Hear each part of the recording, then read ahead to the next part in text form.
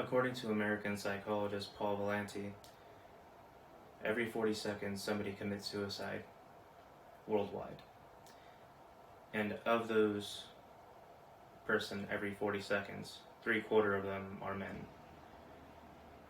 And it's a topic not many people want to really bring up. It's kind of the elephant in the room, especially because suicide is such a taboo thing, whether it be your religion, your personal beliefs. But I believe that toxic masculinity is the number one cause of men's suicide, because how many people can you even imagine are going through something on a mental health level, something that affects everyone around them, but they would rather keep it to themselves than actually bring it out. And masculinity alone kind of takes away that kind of openness that you have, that acceptance for fear of being ridiculed or fear of being emasculated just because you don't have the ability to actually talk about your feelings in the open. I, as a chef, obviously work with plenty of people who have their own mental stages of illness. Anthony Bourdain 2 years ago committed suicide while being in the middle of a show, and he is definitely someone that we saw as an idol, a pillar in this world, as somebody who crosses all boundaries when it comes to expressing himself. I mean, he wrote 2 books that literally express what his whole life was about, and yet he still suffered mentally from the same mental illness that a lot of people just can't really get help with these days. I believe that one of my biggest points here is that with masculinity comes the man up situation, to where everyone was raised in the traditional masculine sense, to where the man needs to be someone who is fierce, somebody who's stoic, somebody who doesn't necessarily show their emotions on their sleeve, somebody that can just kind of tough it out and power through everything. But personally, and also after doing plenty of research, I've noticed that that could be one of the most detrimental things to all society. Not just for the person themselves, but to who they actually communicate to, their families, their future generations, and also even workplaces, school environments.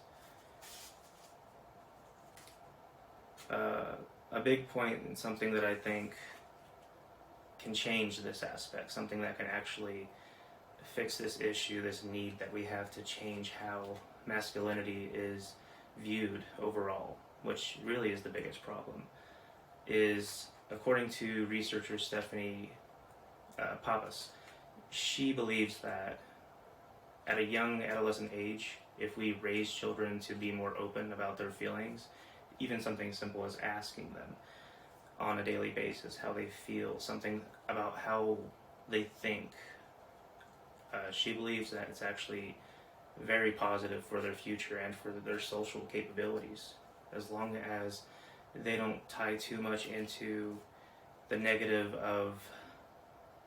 connotations and stigma that comes with expressing yourself.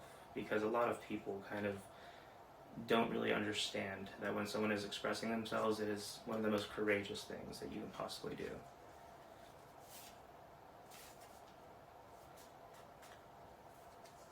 I would say that one of the best things that we can do that would bring us all together, something that I would say would be the biggest benefit of taking a stance against this masculinity epidemic, I would call it, is the future of how everyone sees the world.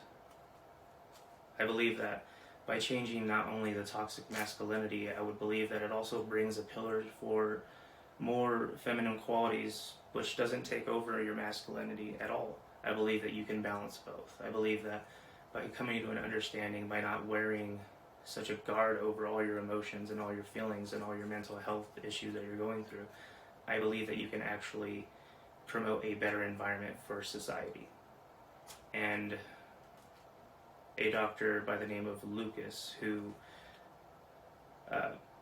is a member of the men's, we'll check that.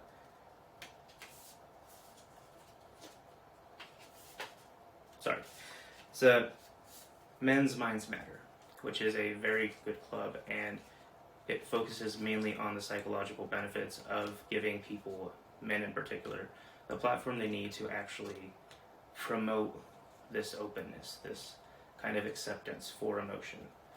And he has plans and he has guides, things that I myself have taken place in, for even going on runs with people, discussing all these possible issues with each other, so showing somebody that they're not alone in this. And with men alone, that is something huge, especially with that giant stigma that comes with toxic masculinity again.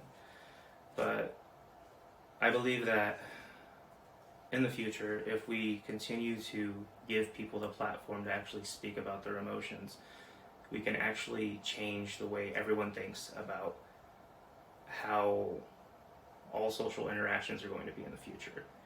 Something between father and daughter, something between father-son, mother-son, even your own peers in the locker room. Like, masculinity has never been a negative thing. It's more of how we view it and how we actually put that together. So my call to action here is, I believe everyone should be talking to their friends. It doesn't matter male, female, but especially males, because they have that fear of being ostracized for showing their emotions. So something that I take a piece in myself is something called Movember. So every November I actually go out and do a jog and do a charity and just spread awareness about men's health awareness. And I think it's something that would be huge and beneficial to everybody. And I also believe that if we're going to change anything about the future, it's definitely going to be starting with how we view each other and how we accept each other for our own emotions. Thank you.